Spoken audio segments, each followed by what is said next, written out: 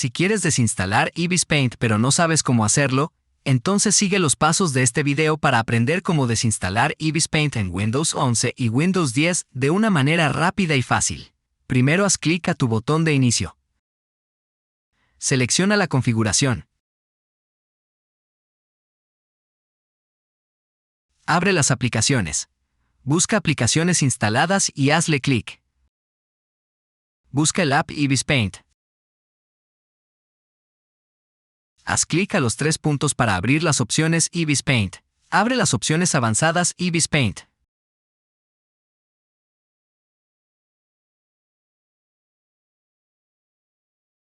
Esto eliminará la aplicación Ibis Paint donde tus documentos no se verán afectados. Presiona desinstalar.